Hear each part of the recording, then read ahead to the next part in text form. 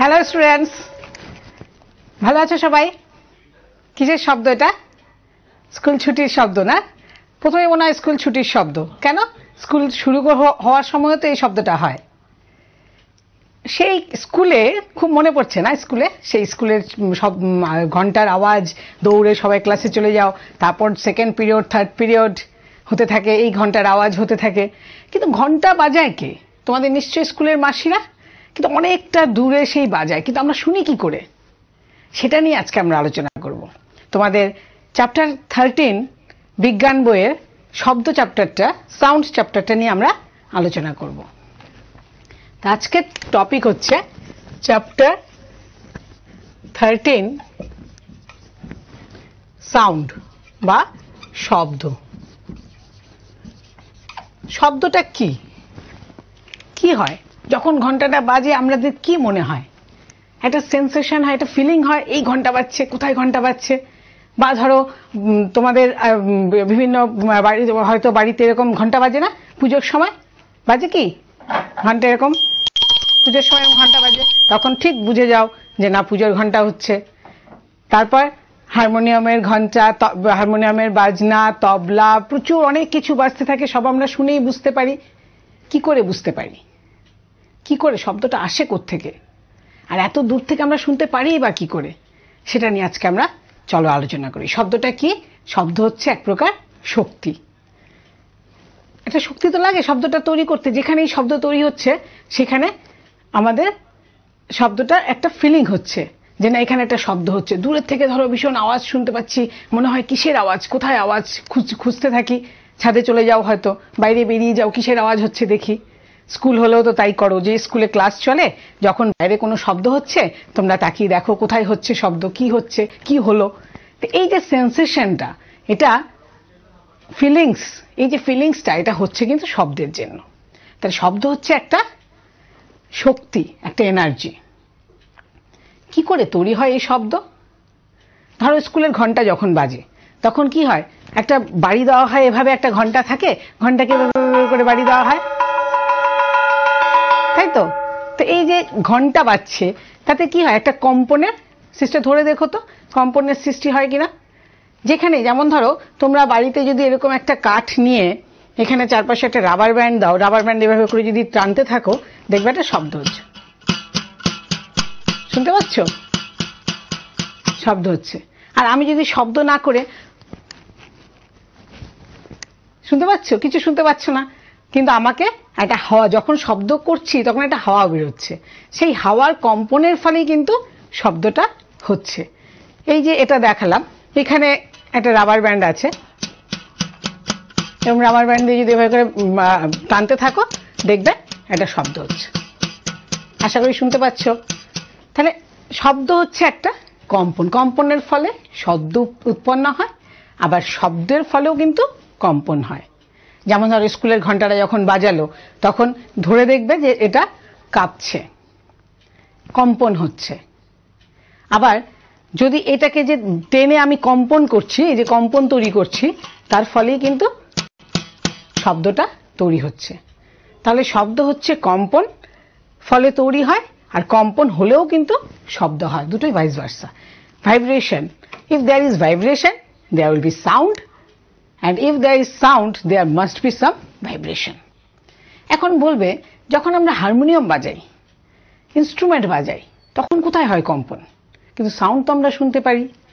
ধরো ছবিতে দেখো, ছবিতে ধরো হারমোনিয়ামের ছবি আছে, হারমোনিয়াম যখন বাজাই তখন হারমোনিয়ামে কি হয়? আমরা রিডটা টিপি, তাতে কি হয়? হারমোনিয়ামের ভেতরে যে বায়ু, একটা বায়ু সবসময় বা হাতে ভাতিতে আমরা সবসময় একটা বায়ু দিতে থাকি, সেই বায়ুটা কম্পিত হতে থাকে।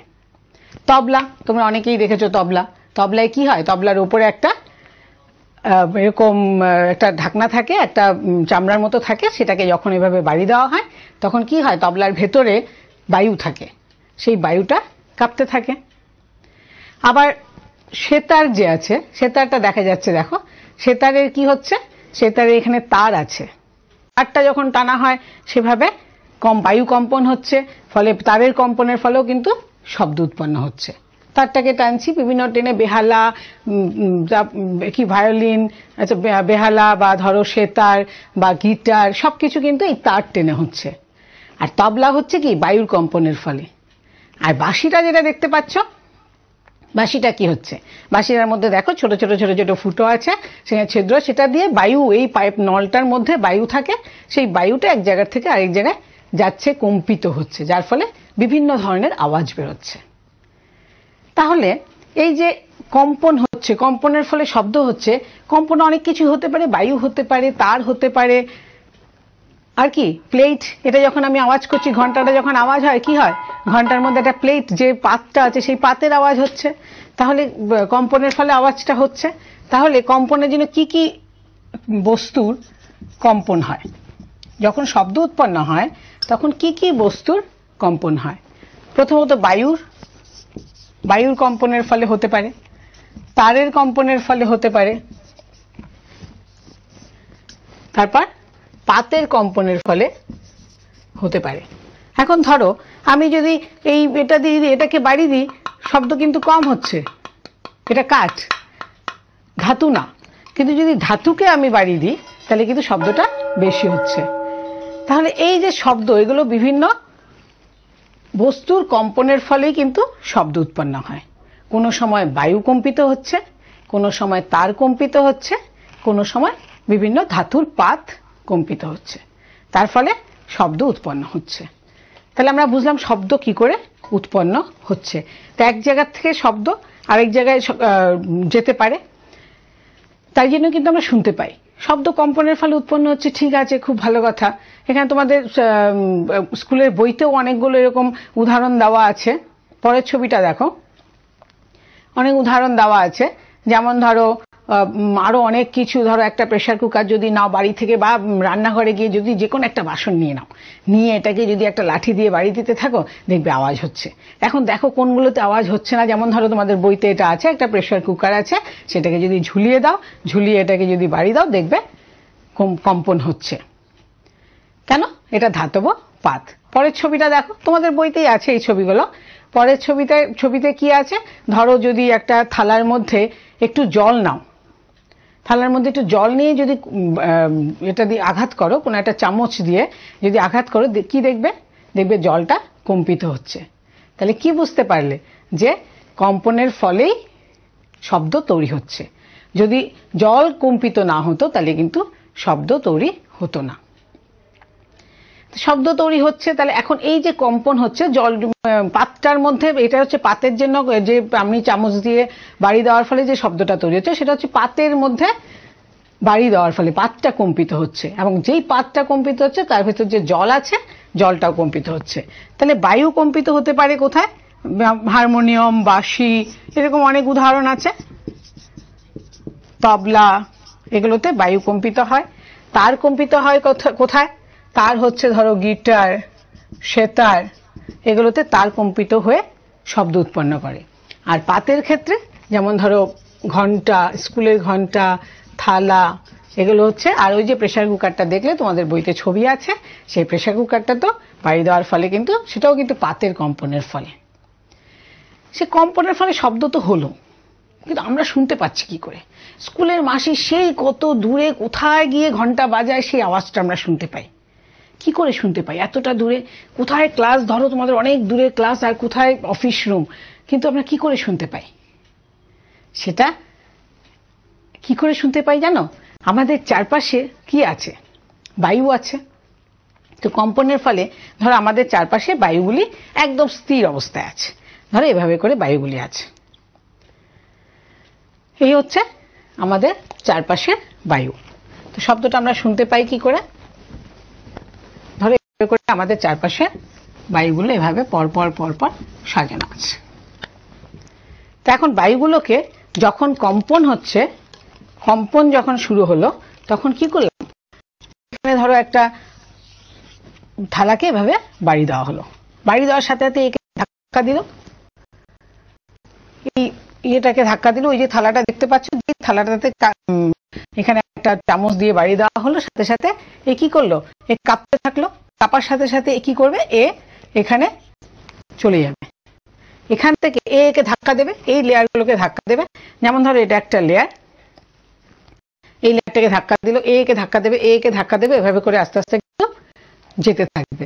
তো এই লেয়ারটা একে ধাক্কা দেবে, এই লেয়ারটা একে ধাক্কা দেবে, এভাবে করে করে ধরো আমাদের যদি এখানে কান থাকে সেখানে আমরা শুনতে পাবো। এইভাবেই কিন্তু শব্দ এক জায়গা থেকে আরেক জায়গায় যায়। পরের ছবিটা দেখি আমরা। এই যে লেয়ারটা, এই লেয়ারটা যখন ধাক্কা দিচ্ছে এটা আস্তে আস্তে আস্তে আস্তে আস্তে আস্তে এক জায়গা থেকে আরেক জায়গায় যেতে থাকে। যেমন ধরো, হ্যাঁ পরের ছবিতে দেখো যে একটা জল তরঙ্গ বাজাচ্ছে, ছোট ছোট কাপের মধ্যে যদি একটু জল নেয়, সেই জলের মধ্যে যদি লাঠি দিয়ে আওয়াজ করা হয়, বাড়ি দেওয়া হয়, ফলে কম্পনের সৃষ্টি হবে। সেই কম্পনের ফলে কিন্তু আমরা শব্দ শুনতে পাবো। এক একটা শব্দ এক এক রকম। করতাল আছে, সেই করতালও দুটো একসাথে বাড়ি দিলে শব্দ উৎপন্ন হচ্ছে। একটা কলসির মধ্যে দেখো বাড়ি দিচ্ছে, সেটাতেও শব্দ উৎপন্ন হচ্ছে। আর ঘন্টা তো জানোই, ঘন্টার মধ্যে মন্দিরের ঘন্টা আছে, পুজোতেও ঘন্টা ব্যবহার করা হয়, সেখানে কম্পন হচ্ছে। কম্পন তো হচ্ছেই, কিন্তু আমরা শুনছি কি করে? এটা এই লেয়ারগুলোতে ধাক্কা দিচ্ছে। এই যখন একে ধাক্কা দিচ্ছে তখন কি হচ্ছে? এর পাশে জমা হয়ে যাচ্ছে। আবার একে ধাক্কা দিচ্ছে তখন এই জমাটা এই দিকে চলে যাচ্ছে, আবার এই সাইডে এভাবে চলে যাচ্ছে। এই যে যাচ্ছে এটাকেই আমরা বলছি প্রপাগেশন অফ সাউন্ড। যখন ধাক্কা দেওয়া হলো, প্রথমে সবকটা তরঙ্গ প্রথমে এটা ছোট হয়ে গেল ধাক্কা দেওয়ার পরে, তারপর এ গিয়ে আবার এই সাইডে চলে গেল, এখানে আবার জড়ো হলো, এখানে আবার ততক্ষণে এখানে ঘনীভবন তনুভবন, যেখানে তনুভবন হয়ে গেল, আবার এখানে গিয়ে আবার এখানে আবার ধাক্কা দিল। ধরো এই যে ঘন হচ্ছে সেটাকে আমরা বলছি ঘনীভবন। একটা ধাক্কা দেওয়ার পর এই জায়গাটাতে যে ঘন হয়ে যাচ্ছে সেটাকে আমরা বলছি ঘনীভবন। আর তারপরে যে হালকা হয়ে যাচ্ছে, যে এই ঘনীভবনটা চলে গেল এ পাশে, তখন সেটা হালকা হয়ে গেল, এখানে ঘনীভবনটা চলে এলো, তখন এটাকে আমরা বলবো তনুভবন। যখন একটা লেয়ারকে ধাক্কা দিল, এ চলে গেল এ পাশে, ধরো এটা হচ্ছে একটা লেয়ার, যেই ধাক্কা দিল, পরের ছবিটা দেখো, এই একটা ধাক্কা দিল কি হবে? এখানে চলে যাবে এই সাইডে। তো এই যে এই সাইডে সবগুলো একসাথে হয়ে গেল, এটা হচ্ছে ঘনীভবন। আর এখানে যেগুলো আছে, এই সাইডে যে লেয়ারগুলো আছে, বায়ুর লেয়ারগুলো, আমাদের চারপাশে তো বায়ু আছে, বায়ুর লেয়ারগুলো এখানে যে আছে সেটা হচ্ছে তনুভবন। এটা ঘনীভবন আর এটা হচ্ছে তনুভবন। তা আমরা যখন কথা বলি তখন কি করে হয়? তাহলে বলবে কি কম্পিত হয় কথা যখন বলছি? আমি যদি কথা না বলি, ধরো কথা বলছি মনে মনে, শুনতে পাচ্ছ? কিছু শুনতে পাচ্ছ না, কিন্তু আমরা যখন হাওয়া বের করছি তখন কিন্তু হাওয়াটা কম্পিত হচ্ছে। এই যে গলার মধ্যে হাওয়াটা, যখন আমাদের একটা উইন্ড পাইপ আছে, সেই উইন্ড পাইপে কিন্তু আমাদের হাওয়াটা থাকে। সেই উইন্ড পাইপে আমরা যখন কথা বলছি কি হচ্ছে? এটার ভাইব্রেশন হচ্ছে, তার ফলে কিন্তু আমরা কথা বলতে পারছি। তো উইন্ড পাইপের মধ্যে পরের ছবিটা দেখো, এখানে কি থাকে? একটা ভোকাল কর্ড থাকে। আমাদের গলার মধ্যে একটা ভোকাল কর্ড থাকে। সেই ভোকাল কর্ডটা এরকম একটা ভোকাল কর্ড বা লেরিংস বলে, এটাকে লেরিংস বলে। এই ভোকাল কর্ড লেরিংসের মধ্যে যে বায়ুটা, সেই বায়ুটা এই ভোকাল কর্ডের যে এটা সবসময় কাঁপতে থাকে, ফলে কিন্তু আমরা গলার মধ্যে যে বায়ুটা কম্পিত হয় তার ফলে কিন্তু আমরা শব্দ শুনতে পারি। কানের ছবি, এটা কানে গিয়ে তারপর শব্দ যে শুনলাম, শব্দ যে করলাম, করার পর শব্দটা শুনবো কি করে? কানে এসে পৌঁছয়। ধরো এখানে শব্দটা হলো, শব্দ হওয়ার পর আমাদের কানে এসে পৌঁছবে। ভোকাল কর্ড বা লেরিংসের শব্দটা হলো, তারপর শব্দ হওয়ার পর এই লেয়ারগুলো আস্তে আস্তে ঘনীভবন তনুভবন হয়ে এপাশে গেল, গিয়ে ওখানে কানের কাছাকাছি চলে এলো। কানের মধ্যে কি থাকে? কানের বাইরে অংশটা তো সুন্দর দেখা যাচ্ছে, কি করে কানে এলে আমরা কি করে শুনতে পাচ্ছি? কান তো বেশ ঠিকই আছে, কোনো অসুবিধা নেই, দেখে তো বোঝা যাচ্ছে না যে কানে আমরা কিছু শুনতে পারি। আবার জোরে আওয়াজ হলে কি করি? কানটাকে আমরা এভাবে বন্ধ করে দিই, তাই তো? তো কানে কি থাকে যার জন্য আমরা শুনতে পাই? কানের বাইরের যেটা, সেটাকে বলা হচ্ছে পিনা। তো এখানে যখন এখান দিয়ে একটা, এই কানের ভেতর দিয়ে একটা পাইপ আছে, সেই পাইপের ভেতরে একটা পর্দা, এখানে তিনটে অংশ আছে, একটা বহির অংশ, বহির্কর্ণ, মধ্য অংশ, আরেকটা হচ্ছে এখানে ধরো একটা পর্দার মতো থাকে।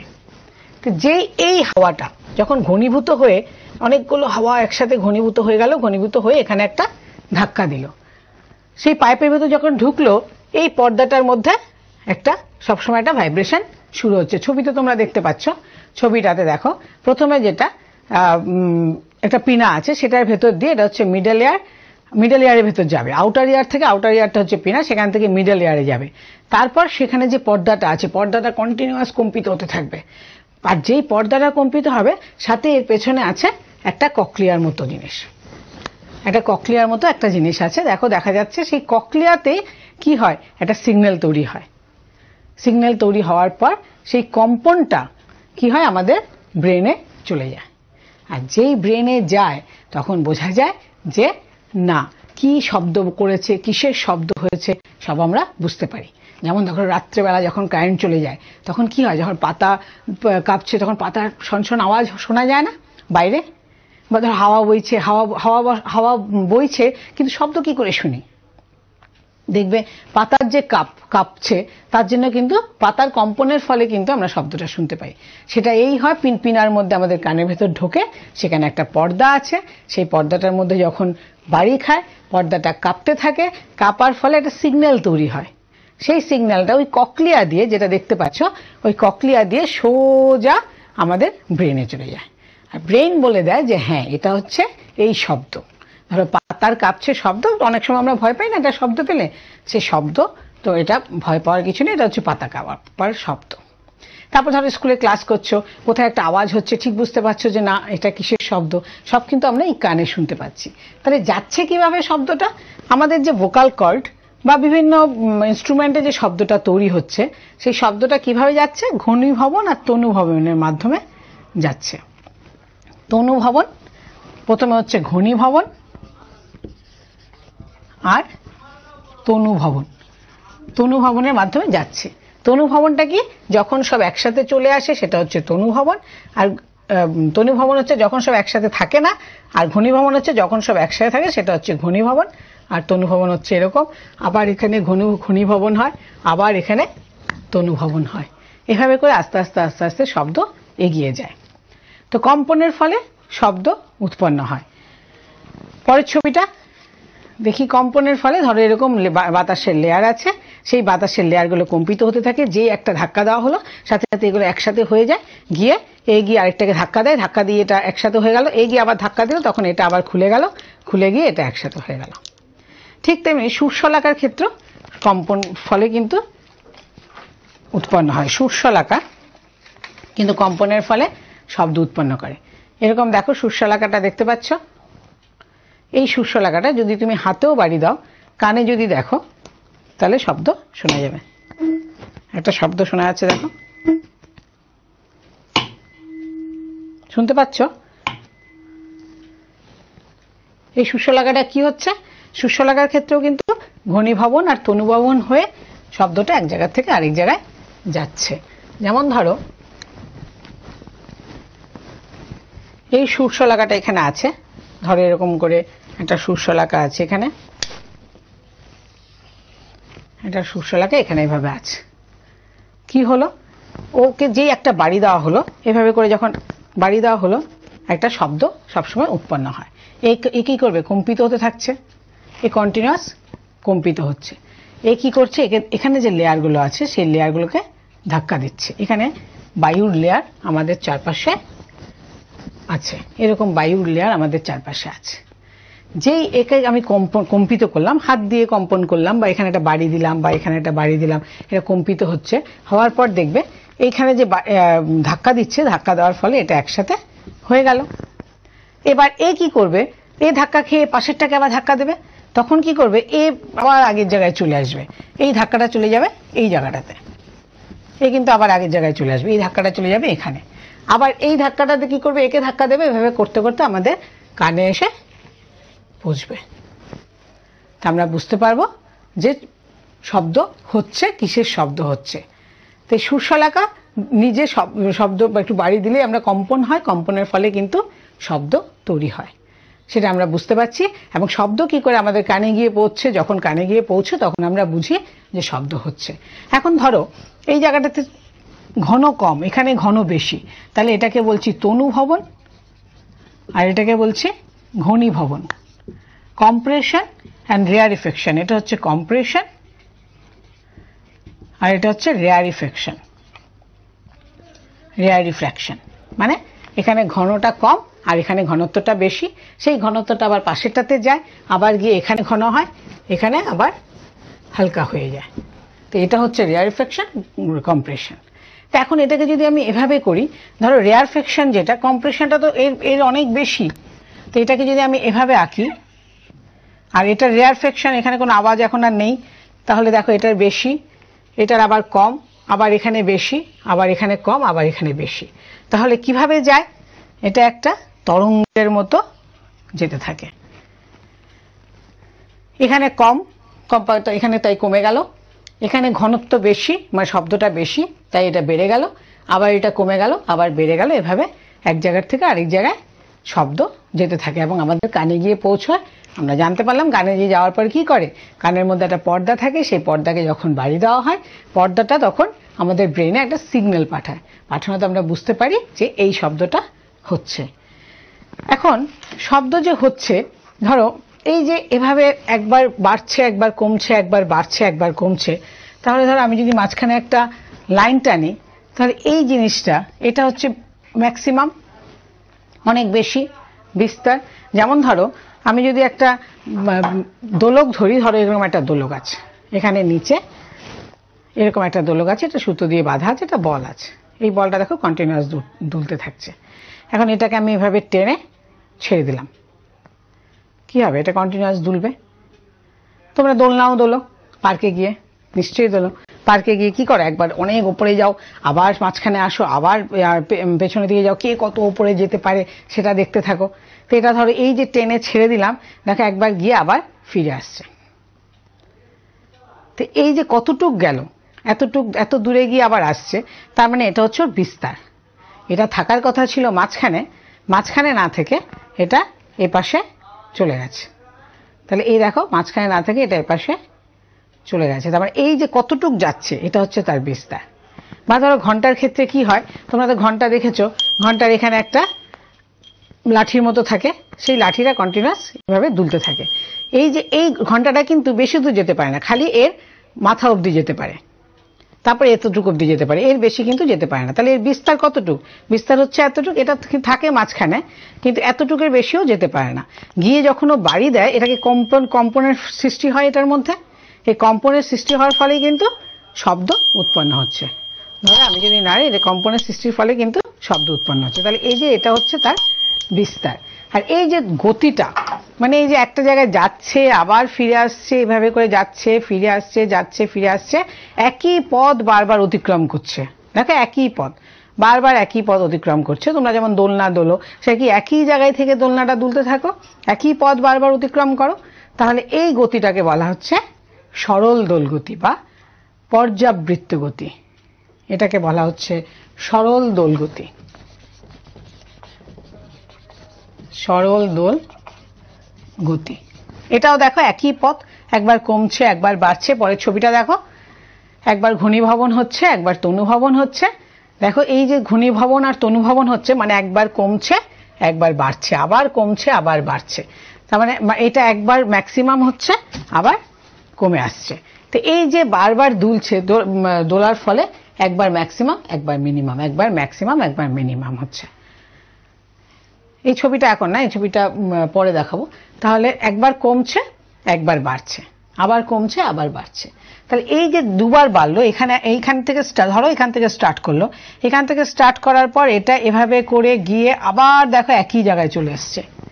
কোনো বস্তু যদি এই জায়গাটাতে থাকে, ও কিন্তু একই জায়গায় গিয়ে আবার এই জায়গাতে চলে এসছে। এই বস্তুটা ভাবছে ওকে নিচে যেতে হবে, এই বস্তুটা তখন এই জায়গাটাতে যখন এসছে ও ভাবছে ওকে নিচে যেতে হবে, এও ভাবছে একে নিচে যেতে হবে।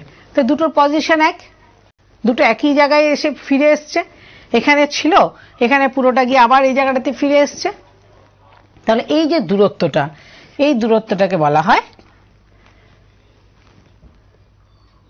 ওয়েভলেংথ বা তরঙ্গ দৈর্ঘ্য। এটাকে বলা হয় তরঙ্গ দৈর্ঘ্য বা ওয়েভলেংথ। এবং এই যে একটা দোলন এটা হচ্ছে পূর্ণ দোলন, একটা পূর্ণ দোলন কমপ্লিট হচ্ছে, সেটাকে বলা হচ্ছে ওয়েভলেন্থ, পুরো একটা পূর্ণ দোলন। এখান থেকে শুরু করে আবার একই জায়গায় গিয়ে আবার একই জায়গায় ফিরে এলো। ও এখান থেকে শুরু করেছিল, শুরু করে আবার একই জায়গায় ফিরে আসছে, মানে এও হচ্ছে নিচে দিয়ে, তাহলে এই পুরোটাকে বলা হচ্ছে একটা পূর্ণ দোলন। তাহলে সরল দোলগতি কি বুঝলাম? যদি একই জায়গা বারবার যায় তখন সেটা হচ্ছে সরল দোলগতি। আর এটা হচ্ছে একটা পূর্ণ দোলন কখন বলবো? যখন পুরো একটা জায়গা গিয়ে আবার ফিরে আসে, যে জায়গা থেকে স্টার্ট করেছে আবার সেই জায়গায় ফিরে আসছে, তখন সেটাকে আমরা বলছি পূর্ণ দোলন। আর একটা পূর্ণ দোলনের জন্য এখান থেকে এতটুক যাওয়ার জন্য যে সময়টা লাগছে সেটাকে আমরা বলছি পর্যায়কাল। এটাকে বলছি পর্যায়কাল। একটা পূর্ণ দোলনের জন্য যে সময় লাগছে সেটাকে বলছি পর্যায়কাল। এটা প্রশ্নটা আসে পরীক্ষায়, পর্যায়কাল কাকে বলে? একটি সম্পূর্ণ পূর্ণ দোলনের জন্য যে সময় লাগে তাকে বলা হয় পর্যায়কাল। বিস্তার জানলাম, সবচেয়ে ম্যাক্সিমাম যতটুকু যায় সেটাকে হচ্ছে বিস্তার। আরেকটা জিনিস খুব ইম্পর্টেন্ট, সেটা হচ্ছে কম্পাঙ্ক কি। কম্পাঙ্ক এক সেকেন্ডে যতটা পূর্ণ দোলন হবে, ধরো এখান থেকে শুরু করলো, 1 সেকেন্ডে এখানে গিয়ে পৌঁছলো, তাহলে কটা পূর্ণ দোলন হলো? এখানে গিয়ে এখানে এসে আবার এখানে গিয়ে এখানে এলো, তাহলে 1 সেকেন্ডে কটা পূর্ণ দোলন হলো? 1 সেকেন্ডে 2টো পূর্ণ দোলন হলো। তাহলে এটা হচ্ছে তার কম্পাঙ্ক। পূর্ণ দোলন হচ্ছে 1 সেকেন্ডে কটা পূর্ণ দোলন হচ্ছে সেটা হচ্ছে তার কম্পাঙ্ক। পর্যায়কাল জানলাম, একটা পূর্ণ দোলন করতে যে সময় লাগে তাকে বলা হয় পর্যায়কাল। এটাকে যদি আমি টি দিয়ে বলি, টাইম যে সময় লাগে যেন টি, আর কম্পাঙ্ককে যদি এন দিয়ে বলি, তা দেখো পর্যায়কাল হচ্ছে এটা একটা পূর্ণ দোলন করতে যে সময় লাগে, আর 1 সেকেন্ডে যতটা যাচ্ছে সেটা হচ্ছে কম্পাঙ্ক। তো কম্পাঙ্ক বেশি হলে, ধরো কম্পাঙ্ক যদি বেশি হয় তাহলে কি হবে? ধরো এটা এরকম না হয়, এটা এরকম হলো, এরকম হতে পারে, দেখা যাচ্ছে এটা এরকম হতে পারে, আর এটা হচ্ছে এরকম, মানে একটা সময় নিতে এতটুক সময় লাগলো, আর এখানে অনেক তাড়াতাড়ি চলে গেল, মানে একটা পূর্ণ দোলন হতে অনেক কম সময় লাগলো। এটা তাহলে এটা কম্পাঙ্ক বেশি, এটা হচ্ছে কম্পাঙ্ক বেশি। আর এটা হচ্ছে 1 সেকেন্ডে এটা অনেক 4টে গেল, আর এটা 1 সেকেন্ডে মাত্র একটা গেল, তাহলে এটা হচ্ছে কম্পাঙ্ক কম। তাহলে কম্পাঙ্ক হচ্ছে পর্যায়কালের বিপরীত। পর্যায়কাল এবং কম্পাঙ্ক হচ্ছে পরস্পর বিপরীত। তাহলে কম্পাঙ্ক আর পর্যায়কাল মোটামুটি বোঝা গেল। টি যদি পর্যায়কাল হয় তাহলে টি প্রপোর্শনাল টু 1/n, কম্পাঙ্কের বিপরীত। কম্পাঙ্ক যদি বেশি হয় পর্যায়কাল কম হবে, পর্যায়কাল যদি বেশি হয় কম্পাঙ্ক কম হবে। এখন ধরো খুব জোরে চিৎকার করছে, খুব জোরে চিৎকার, আমি যদি চিৎকার করি এত, তাহলে কি হচ্ছে? আমি চিৎকারটা জোরে করছি, তাহলে বিস্তার তো বেশি, হাতে প্রাবল্য, এটাকে কত জোরে আওয়াজ করছি সেটাকে বলা হয় তার প্রাবল্য, কত জোরে আওয়াজটা করছি। তো সরল দোলগতির মধ্যে পূর্ণ দোলন তো বুঝলাম, পর্যায়কাল, বিস্তার, আর প্রাবল্য একটা জিনিস আছে, প্রাবল্য।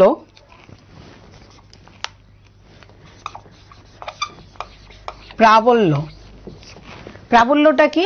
যে কত জোরে আওয়াজ করা হলো।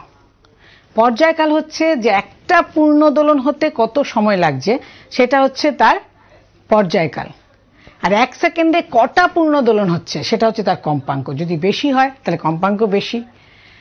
এখন ছেলেদের গলা একরকম, মেয়েদের গলা একরকম থাকে, আবার শিশুরা কি চিৎকার করে, সেই ছোট্ট বাচ্চারা যখন চিৎকার করে ভীষণ জোরে চিৎকার করে, মনে হয় না কি জোরে চিৎকার করছে। আর ছেলেরা যত জোরেই সিংহের গর্জন, কত ভারী, আবার এদিকে যত জোরেই ছেলেরা চিৎকার করুক না কেন ছেলেদের গলা কিন্তু একটু মোটা হয়, মেয়েদের গলা সরু হয়, তাই তো? তাই এদের প্রাবল্য, এদের বিস্তার আলাদা, এদের কম্পাঙ্ক আলাদা হয়। প্রাবল্য জিনিসটা কি? কত জোরে চিৎকার করছে সেটা হচ্ছে তার প্রাবল্য। আর বিস্তার কি? যে কত দূর, এটা কত বেশি, কত দূর গেল, এটা কত উপরে উঠলো সেটা হচ্ছে তার বিস্তার। আর কম্পাঙ্ক হচ্ছে 1 সেকেন্ডে কটা পূর্ণদোলন হলো, যদি তাড়াতাড়ি পূর্ণদোলন হয় তাহলে তার কম্পাঙ্ক বেশি। আর এই যে শিশুরা খুব জোরে চিৎকার করে তার তীক্ষ্ণতা অনেক বেশি, এটাকে বলা হয় তীক্ষ্ণতা, এই করে চিৎকার করছে সে তীক্ষ্ণতা। আর ছেলেরা যে যাদের তীক্ষ্ণ বেশি হয়, তবে কম্পাঙ্ক বেশি হলে তীক্ষ্ণও বেশি হবে। তীক্ষ্ণতা, এটাকে পিচ, এটাকে বলা হয় পিচ। ওর পিচ বেশি, এর পিচ কম। বোঝা যায় সিংহের গর্জন খুব ভৌ ভৌ করে, তার মানে কি এটার পিচ কম, এটা কম্পাঙ্কও কম। আর পিচ বেশি, তীক্ষ্ণতা বেশি কার হয়? যেমন ধরো পাখির আওয়াজ, পাখির কুজন, এর তীক্ষ্ণতা অনেক বেশি হয়, তাই তো? তাহলে তীক্ষ্ণতা বেশি মানে কম্পাঙ্ক বেশি হতে থাকে। ছেলেদের গলায় কি হয়? আমাদের গলা থেকে আওয়াজ করতে গেছে, এখানে লিরিংস দেখো, এখানে ধরে দেখো, এটা কম্পন হচ্ছে। তো এখানে কি থাকে? এটা লিরিংস থাকে। আবার একটু দেখলে দেখবে লিরিংসটা ছেলেদেরটা কিন্তু লম্বা হয় আর মেয়েদেরটা ছোট হয়। যেহেতু লম্বা হয় তাই জন্য ওদের তীক্ষ্ণতাটা কম হয়, ওদের গলার স্বরটা মোটা হয়। আর মেয়েদের কিন্তু ছোট হয়, তাই জন্য গলার স্বরটা তীক্ষ্ণ হয়। শিশুদের তো আরো ছোট হয়, একদম বাচ্চা যারা, তারা তো চিৎকার করলে কান হাত দিয়ে কি চিৎকার করছে, কানে হাত দিয়ে রাখতে হয়। কেন? এদের তীক্ষ্ণতা অনেক বেশি থাকে, শোনা যায় না। তাহলে কি কি জিনিস আমরা জানলাম? প্রাবল্য কি, বিস্তার কি, কম্পাঙ্ক কি, তীক্ষ্ণতা কি। ঠিক আছে? এখন এদের মধ্যে একটা সম্পর্ক আছে, বিস্তার আর প্রাবল্য। প্রাবল্য কিন্তু বিস্তার থেকে, বিস্তারের বর্গের সমানুপাতিক। বিস্তারের বর্গ, যেমন ধরো বিস্তার যদি 2 হয় তাহলে প্রাবল্য হবে 2 স্কোয়ার। বিস্তার যদি 3 হয়, 3 মিটার, প্রাবল্য হবে 3 স্কোয়ার। তো বর্গের সমানুপাতিক হচ্ছে প্রাবল্য। মানে বিস্তার যত বেশি হবে তার জোরও তত বেশি হবে। বিস্তার বেশি হলে তার ডবল হবে তার জোরে কথা বলার শক্তি, জোরে কথা বলবে। তাহলে এটা হচ্ছে প্রাবল্য বিস্তারের বর্গের সমানুপাতিক। তো তীক্ষ্ণ শব্দ, মোটা শব্দ কেন হয় আমরা বুঝতে পারলাম। কেন কারো মোটা গলা, কারো সরু গলা, বাচ্চারা কেন এত চিৎকার করে, ক্যান ক্যান ক্যান ক্যান করতে থাকে, আমরা বলি না আর ক্যান ক্যান করিস না, চুপ কর, গলা কানে লাগছে, বলি তো। তা এখন এই যে বিস্তার, প্রাবল্য, এগুলোর জন্যই কিন্তু আমরা গলা, এক একজনের গলা এক এক রকম হয়। এক একটা পরের স্লাইডে দেখো, বিভিন্ন পশুদের গলা, বিভিন্ন পাখিদের গলা একরকম হয়, সেটা কিন্তু একমাত্র এই বিস্তারের জন্য, প্রাবল্যের জন্য। এখন এই যে শব্দগুলো যাচ্ছে এক জায়গা থেকে আরেক জায়গা, তো এগুলো মাধ্যম না, এই ছবিটা না, মাধ্যম কি করে বুঝবে? সব জায়গায় কি যেতে পারে? যেমন ধরো আমি যদি ঘন্টাটা বাজে, ঘন্টাটা এখানে শোনা যাচ্ছে খুব সুন্দর, এখন ঘন্টাটাকে আমি একটু জলের মধ্যে চুবিয়ে দিলাম, শোনা যাবে কি? এখানেও কিন্তু হচ্ছে, ঘন্টা বাজছে, কিন্তু আমরা যদি কান রাখি জলের নিচে তাহলে কিন্তু শুনতে পাবো। জলের মধ্যে যদি কানে দেখা যাবে একটা শব্দ হচ্ছে। তো দেখো, ওই যদি কান, তোমাদের বইতেও ছবিটা আছে যে ঘন্টাটা যদি আমি জলের মধ্যে রাখি, এটার ভেতরেও কিন্তু শব্দ হচ্ছে। তাই দেখো আমি শুনতে পাচ্ছি, তোমরা শুনতে পাচ্ছ না, তোমরা নিজেরা করে দেখতে পারো। আমি কিন্তু এখানে শুনতে পাচ্ছি শব্দটা হচ্ছে, কিন্তু এখানে শব্দটা যেমন জোরে হচ্ছিল, এখানে শব্দটা কম জোরে হচ্ছে, তাই তো? তা এখন শব্দ তাহলে জলের ভেতর দিয়েও চলে, তরলের মধ্যেও শব্দ যেতে পারে। বায়ু তো যাচ্ছেই, চারপাশে বায়ু আছে, আমরা কথা বলছি, তোমরা শুনতেই পাচ্ছ। আবার কাঠের মধ্যেও শব্দ যেতে পারে। যেমন একটা স্কেল যদি নাও, স্কেল হচ্ছে কাঠের স্কেল, তা কাঠের স্কেল নিয়ে নিজেই পরীক্ষা করে দেখতে পারো যে এর মধ্যে শব্দ যায় কিনা। ধরো এটা একটা কানে দিয়ে এখানে একটা টোকা দাও, এটা টোকা দিলে দেখবে ঠিক শোনা যাচ্ছে কাঠের মধ্যে। যদি কাঠের মধ্যে শব্দটা দিয়ে করো তাহলে দেখবে শোনা যাচ্ছে। বা ধরো তোমরা এরকম টেলিফোন ছোটবেলায় নিশ্চয়ই খেলো, তোমাদের বইতে ছবিটা আছে, টেলিফোন নিশ্চয়ই খেলো। এরকম টেলিফোন একজন দুজন একটা দড়ির মাঝখান দিয়ে একটা নারকেলের, অনেক সময় নারকেলের যে চাকাগুলো নাও বা যে কোনো একটা স্টিলের গ্লাস নাও, সেটার মধ্যে বেঁধে তোমরা একজন একজনকে যদি কথা বলতে থাকো দেখবে শোনা, অনেক দূরে যদি থাকো শোনা যাবে। তাহলে কি এটা, এগুলো সব কঠিন পদার্থের মধ্য দিয়েও শব্দ যেতে পারে। স্ক্রিনে ফোন নাম্বার আছে, ফোন কিছু জানার থাকলে জিজ্ঞেস করতে পারো, ফোন করতে পারো। স্ক্রিনে তোমাদের ফোন নাম্বার দেখা যাচ্ছে। আবার দেখো, যখন আমরা ডাক্তারের কাছে যাই, ডাক্তার কি করে? স্টেথোস্কোপ দিয়ে দেখে, স্টেথোস্কোপের মধ্যে কি আছে, সেটাও একটা কঠিন পদার্থ। স্টেথোস্কোপ যে কঠিন পদার্থ, সেটার মধ্যে দিয়েও কিন্তু শব্দ যায়। আমাদের যে হার্টের শব্দগুলি, যে এই যে এখানে যদি পাইপটা থাকে, এই যে পাইপের ভেতর দিয়ে ভাবে শব্দ কিন্তু আসে। ধরো এখানে ডাক্তার আছে আর এখানে কেউ একজন আছে, সেখানে তার এটা শুনতে পাওয়া যায়। এভাবে এই যে তারটা, এই তারটার ভেতর দিয়ে, এটা কঠিন, এটার ভেতর দিয়ে কিন্তু শব্দ এক জায়গা থেকে আরেক জায়গায় যায়, হার্টের শব্দটা শোনা যায়। তাহলে আমরা কি কি দেখলাম? শব্দ শুনতে গেলে কি কি লাগবে? কঠিন পদার্থের ভেতর দিয়ে শব্দ যাচ্ছে, এই যে কঠিন পদার্থ, এটার ভেতর দিয়ে শব্দ যাচ্ছে, শব্দ শুনতে পাচ্ছি, খুব তাড়াতাড়ি চলে যাচ্ছে। আর কোনটাতে তাড়াতাড়ি যায়? কঠিন পদার্থের ভেতর দিয়ে শব্দ যাচ্ছে, তরল পদার্থের মধ্যেও দেখছি শব্দ যাচ্ছে, আবার বায়ুর মধ্যে তো শব্দ যাচ্ছেই। কিন্তু শব্দটা বায়ুর মধ্যে যাচ্ছে, কিন্তু যদি বায়ু না থাকে তাহলে কি হবে?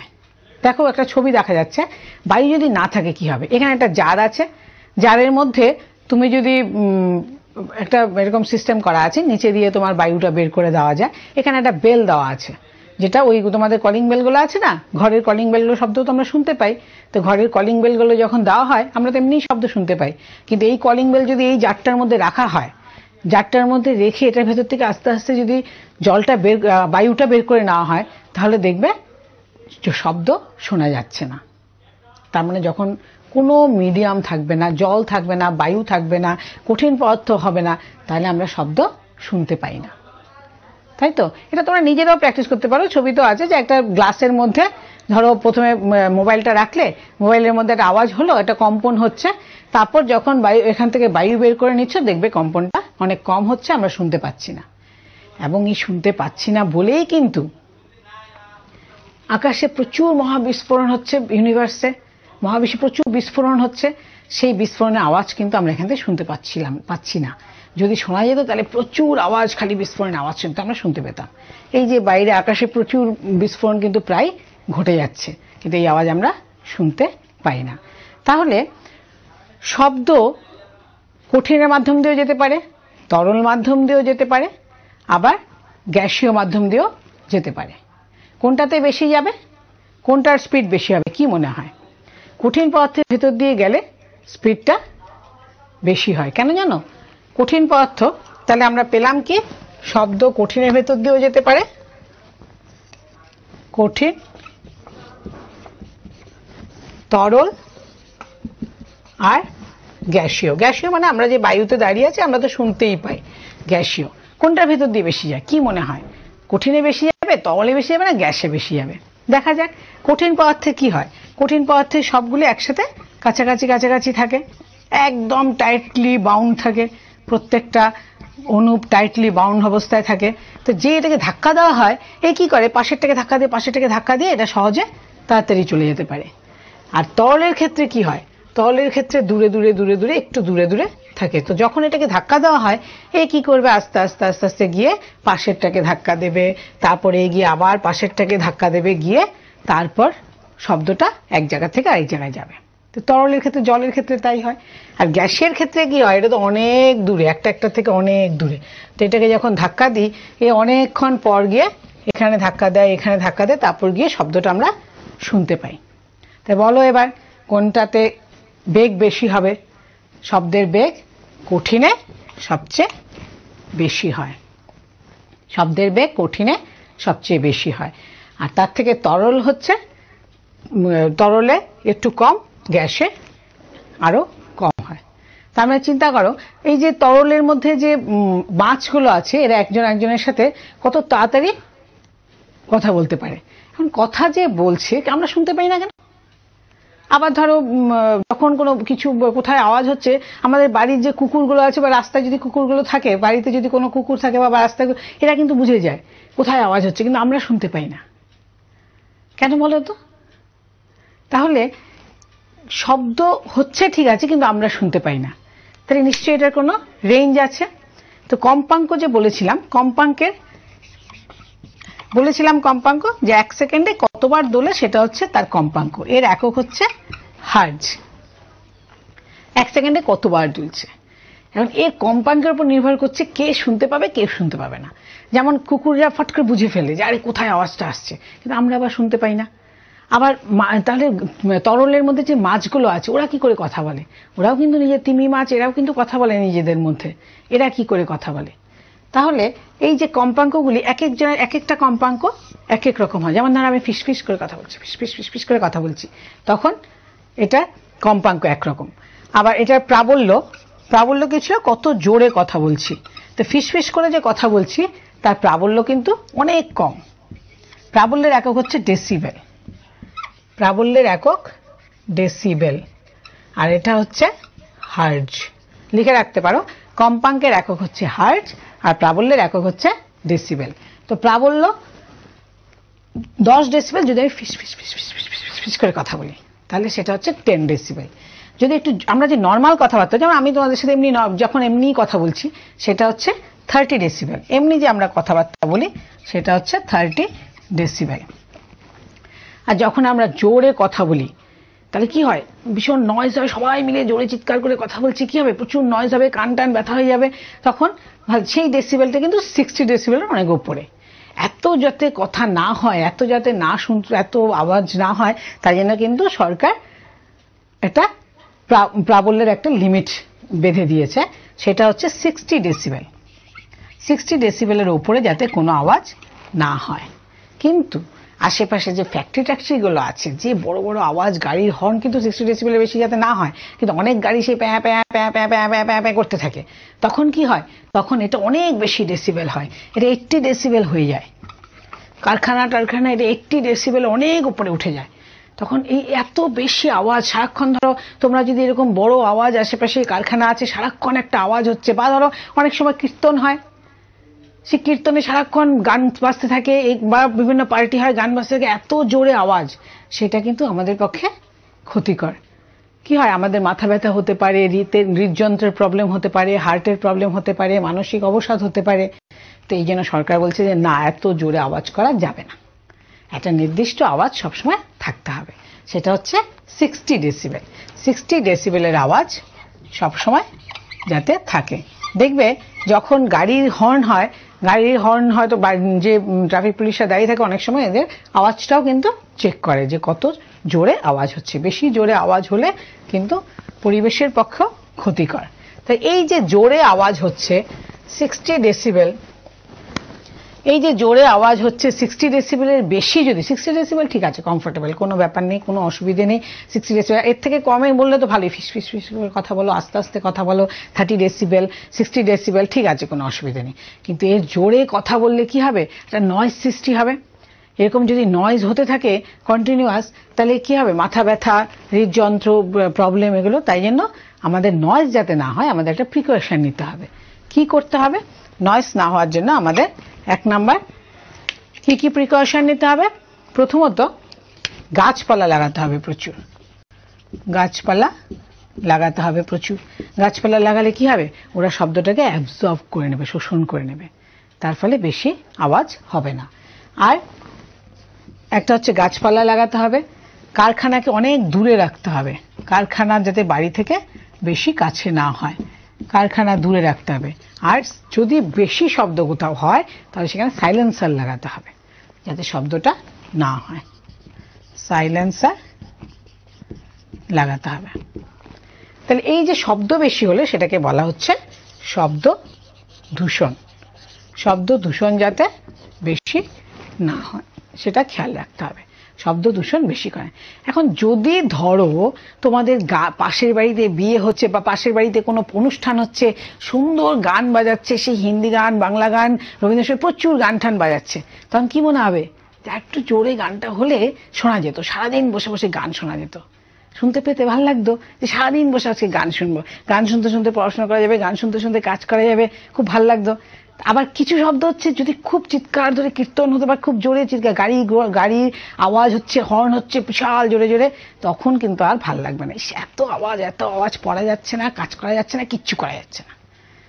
তাহলে দু রকমের হতে পারে, জোরে আওয়াজ হতে পারে ঠিক আছে, দু রকমের, একটা আমাদের ভালো লাগে আর একটা ভালো লাগে না। তো যেটা আমাদের ভালো লাগে সেটা হচ্ছে সুরযুক্ত শব্দ, সেটা হচ্ছে সুরযুক্ত শব্দ, মানে এটা আমাদের ভালো লাগে। আর যেটা ভালো লাগে না সেটা হচ্ছে সুর বর্জিত শব্দ, মানে এই শব্দগুলো আমাদের ভালো লাগে না, সুর বর্জিত শব্দ। ঠিক আছে, তাহলে আমরা জানলাম কোনটা সুরযুক্ত কোনটা সুর বর্জিত। যেটা আমাদের ভালো লাগে সেটাকে বলছি আমরা সুরযুক্ত শব্দ, যেটা ভালো লাগে না সেটা সুর বর্জিত শব্দ। ছবিতে দেখো, ছবিতে কম্পন হচ্ছে সেটা আমরা বুঝতে পারছি। যদি একটা গ্লাস নাও, গ্লাসের মধ্যে যদি জল নাও, এটাও তোমাদের বইতেই আছে, ছবিটা নিজেই দেখতে পারো বইতে।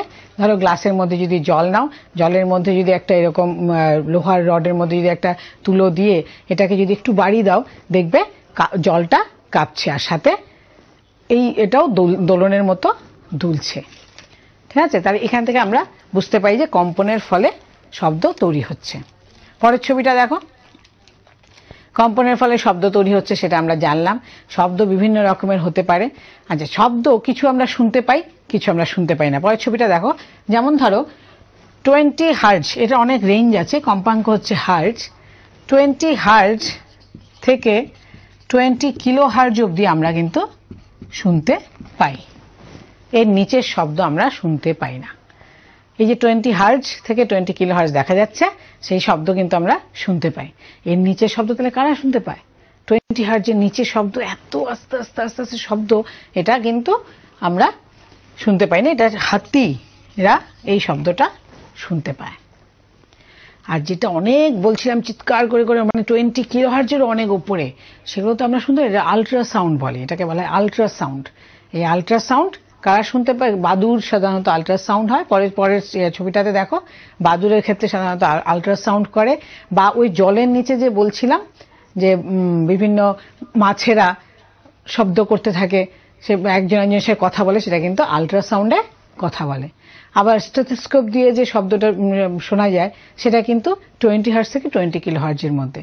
কিন্তু বিভিন্ন পরের স্লাইডটা, পরের ছবিটা দেখি, যে বাদুড় যখন শব্দ করে সেটা হচ্ছে 20 কিলো হার্জের উপরে, এটা হচ্ছে আল্ট্রাসাউন্ড। আল্ট্রাসাউন্ড দিয়ে আমাদের শরীরে যদি কিছু আল্ট্রাসাউন্ড করতে হবে, এটা তোমরা নিশ্চয়ই শুনেছ, আল্ট্রাসাউন্ড। এই দেখো মাছেরা, তিমি মাছেরা আল্ট্রাসাউন্ড করছে। আবার ধরো ডুবোজাহাজ, যেগুলো নিচে দেখা যাচ্ছে, নিচের ছবিটাতে ডুবোজাহাজ, এরা কি করে বোঝে কোথায় কি আছে? এরা কিন্তু এই আল্ট্রাসাউন্ড দিয়ে শব্দ করার পর বুঝতে পারে। অনেক জোরে সেই আল্ট্রাসাউন্ড শুনলে কিন্তু আমাদের কানের পর্দা, আমরা শুনতেই তো পাবো না, উল্টো আমাদের ক্ষতি হবে এত আল্ট্রাসাউন্ড। কিন্তু ওরা কি করে, ডুবোজাহাজেরা একটা সাউন্ড ছাড়ে, সেটাতে দেখতে পায় যে কোথায় কি আছে। যদি কোনো বাধা থাকে, ও ঠিক ঘুরে অন্য দিক দিয়ে চলে যাবে। এই বাদুড়ের শব্দ, ও বাদুড় কি করে, বাদুড় আওয়াজ দিয়ে বুঝতে পারে আশেপাশে কোনো পতঙ্গ আছে কিনা, মাছ বুঝতে পারে আশেপাশে কোনো মাছ আছে কিনা, তিমি মাছ বুঝতে পারে। এরা সব আল্ট্রাসাউন্ড ব্যবহার করে। শুধু ওরা ব্যবহার করে তা না, আমরাও কিন্তু ব্যবহার করি। আল্ট্রাসাউন্ড দিয়ে বোঝা যায় যে আমাদের শরীরে কোথাও কোনো প্রবলেম, ক্যান্সার বা কোথাও কিছু আছে কিনা, সেটা বোঝার জন্য কিন্তু আল্ট্রাসাউন্ড ব্যবহার করা হয়। তাহলে শব্দ আমরা বুঝলাম, কি কি শব্দ, শব্দ কি হতে পারে, শব্দ আসলে কি, শব্দ সম্পর্কে। পরের ছবিটা দেখি, শব্দ সুরবর্জিত হতে পারে, সুরযুক্ত শব্দ হতে পারে। পরের ছবিটা, হ্যাঁ এই ছবিটাতে দেখো, সুরবর্জিত শব্দ। এই যে বাজারে যখন যাও, প্রচুর আওয়াজ, কেওয়াস শুরু হয়, ভীষণ চিৎকার শুরু হয়, তখন সেটাকে আমাদের আর ভালো লাগে না এই শব্দটা, সেটা হচ্ছে সুরবর্জিত শব্দ। আবার হারমোনিয়াম নিয়ে যদি বাজাতে থাকো, তাহলে কি হবে, যতই ওপরে যাও না কেন, একটা সুন্দর সাউন্ড শোনা যায়। পরের ছবিটাতে দেখো, সুন্দর সাউন্ড, তার মানে এটা আমাদের ভালো লাগে। যে শব্দ আমাদের ভালো লাগে সেটাকে বলছি সুরযুক্ত শব্দ। যেমন ধরো সিনথেসাইজারের শব্দ, গিটারের শব্দ, যতই ওপরের দিকে যাও না কেন, যতই জোরে বাজাও না কেন, আমাদের কিন্তু ভালো লাগে। তাহলে যেটা আমাদের ভালো লাগে সেটা হচ্ছে সুরযুক্ত শব্দ, আর যে শব্দ আমাদের ভালো লাগে না সেটা হচ্ছে সুর বর্জিত শব্দ। তাহলে আমরা জানলাম যে সুরযুক্ত শব্দ কি, সুর বর্জিত শব্দ কি, শব্দ কি করে এক জায়গা থেকে আরেক জায়গায় যায়, কারো শব্দ মোটা কেন হয়, কেন সরু হয়, কেন মনে হয় কেউ চিৎকার করছে। স্ক্রিনে ফোন নাম্বার দেওয়া আছে, কেউ যদি ফোন করতে চাও, কিছু জানতে চাও, নিশ্চয়ই বলতে পারো। তাহলে শব্দ কি করে, শব্দ আসলে কি? শব্দ এক প্রকার শক্তি। শব্দ কি করে তৈরি হয়? শব্দ তৈরি হয় কম্পনের ফলে, শব্দ তৈরি হয়।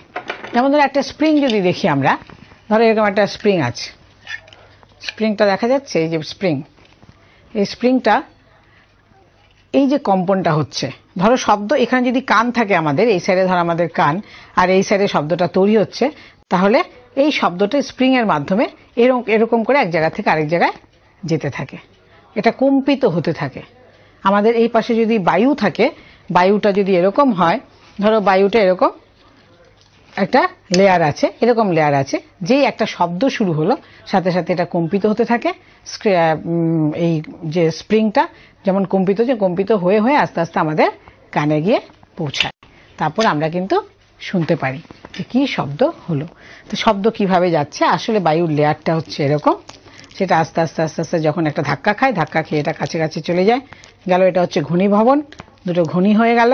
আর এখানে কিন্তু এখনো ধাক্কাটা খায়নি, তার মানে এটা এখনো লেয়ারগুলো আছে, তাই এটা হচ্ছে তনুভবন। তারপর কি হয়, একে ধাক্কা দিল, ধাক্কা দিয়ে এ ঘনীভবন হয়ে যায়, আর এটা হচ্ছে তনুভবন। তাহলে এই জায়গাটা হচ্ছে ঘনীভবন আর এটা হচ্ছে তনুভবন। তাহলে এই ঘনীভবন এবং তনুভবনের মাধ্যমে কিন্তু আমাদের কানের কাছে এসে এভাবে আস্তে আস্তে আস্তে আসে, এটা খোলে, এটা ব্যবস্থা আস্তে এসে আবার আমাদের কানের কাছে এসে আমাদের কানের পর্দায় ধাক্কা দেয়, কানের পর্দা কাঁপতে থাকে। আমাদের কানের এখানে যে লিকুইড থাকে একটা কানের ভেতরে ককলিয়াতে, সেই লিকুইডটা যে তরলটা সেটাও কাঁপতে থাকে, কাঁপার ফলে একটা স্পার্কের সৃষ্টি হয়, সেটা গিয়ে আমাদের ব্রেনে যায়।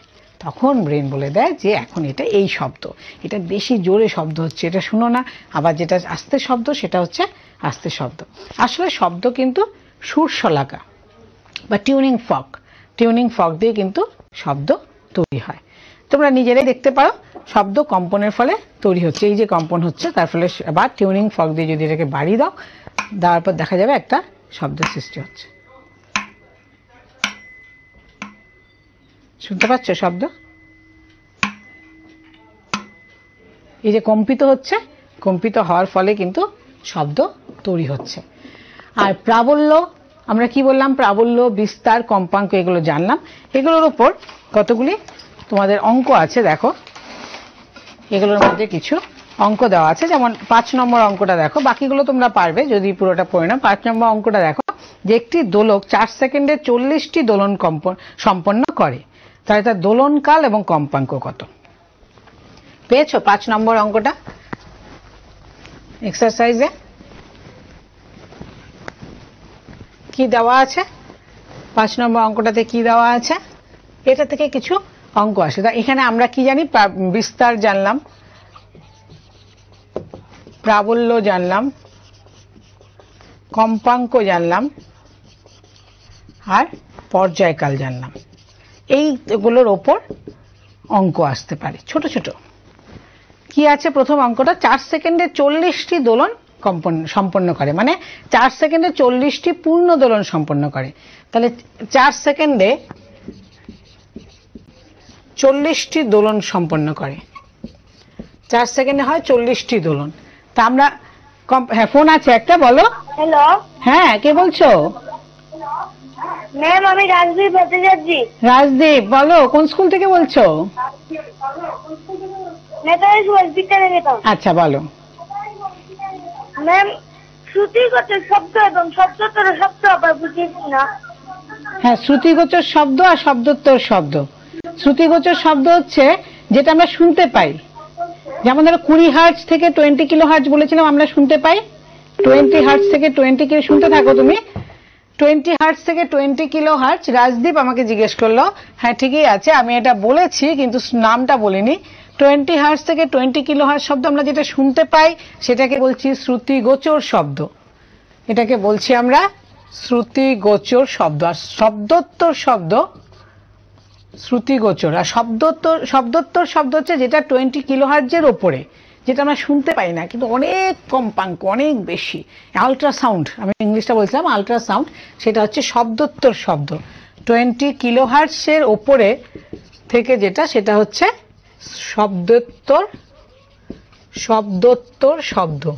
ঠিক আছে, আরো একটা আছে 20 হার্টজের নিচে যেটা, 20 হার্টজের ওপরে যেটা সেটা শব্দোত্তর, আর 20 হার্টজের নিচে যেটা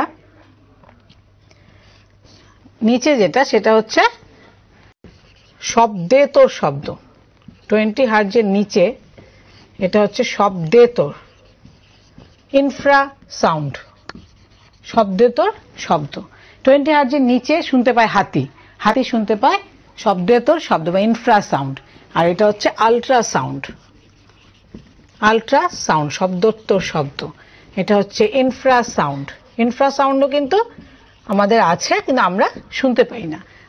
বিভিন্ন প্রাণীরা এটা নিজেদের মধ্যে তো কথা বলেই, এরা নিজেরা এই শব্দ তো শব্দ দিয়ে কথা বলে, যার জন্য আমরা শুনতে পাই না। আর শ্রুতিগোচর শব্দ হচ্ছে 20 হার্টজ থেকে 20 কিলো হার্টজ যে শব্দটা, সেটাকে বলছি শ্রুতিগোচর শব্দ, এটাই একমাত্র আমরা শুনতে পাই। আশা করি রাজদীপ বুঝতে পেরেছ। তাহলে আমরা অঙ্কে চলে যাই। অঙ্ক যেটা আছে সেটা 2 মার্কসের একটা অঙ্ক আসতে পারে। এখানে কি ছিল? 5 নম্বর, 4 সেকেন্ডে 40টি দোলন হয়। 40টি দোলন হয়, তাহলে এর কম্পাঙ্ক। কম্পাঙ্ক কাকে বলেছিলাম? যে 1 সেকেন্ডে যতটা পূর্ণ দোলন হবে তাকে বলছি আমরা কম্পাঙ্ক। তো কম্পাঙ্ক হচ্ছে 1 সেকেন্ডে যতটা হবে, তাহলে কম্পাঙ্ক এখানে 1 সেকেন্ডে কত হবে? 40/4 সমান সমান 10টা পূর্ণ দোলন হবে। তাহলে এর কম্পাঙ্ক হচ্ছে 10 হার্টজ। কম্পাঙ্ক 10 হার্টজ। আরেকটা বলছি দোলনকাল। দোলনকাল কাকে বলছে? একটা পূর্ণ দোলন হতে যে সময় লাগছে তাকে বলছি আমরা দোলনকাল বা পর্যায়কাল। পর্যায়কাল এবং দোলনকাল কি জিনিস? একই জিনিস। পর্যায়কাল এবং দোলনকাল মানে 40টি, তখন বলবো 40টি দোলন হচ্ছে, দোলন হয় 4 সেকেন্ডে, তাহলে একটি দোলন কতক্ষণে হবে? 4/10, 4/40 বা 1/10 সেকেন্ডে।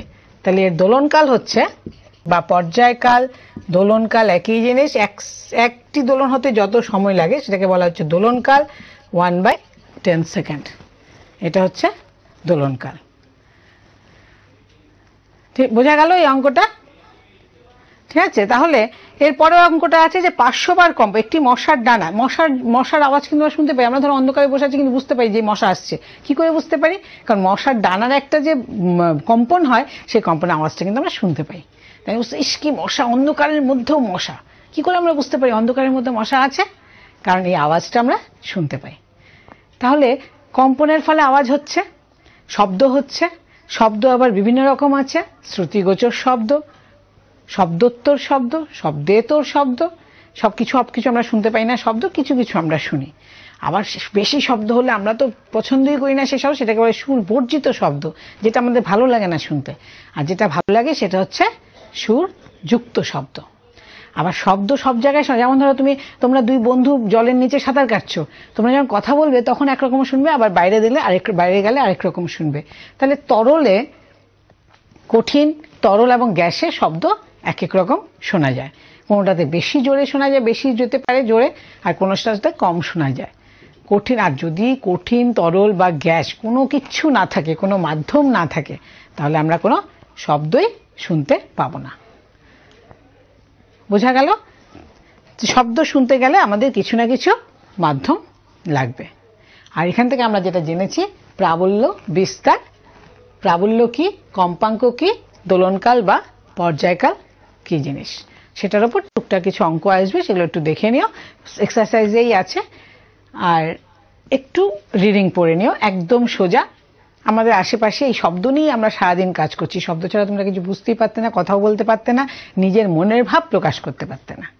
তো শব্দ আমাদের খুব দরকারি জিনিস, এটা যা সম্পর্কে জানতে হবে। একটু রিডিং পড়ে নিও। আজকে এটুকুনি থাক।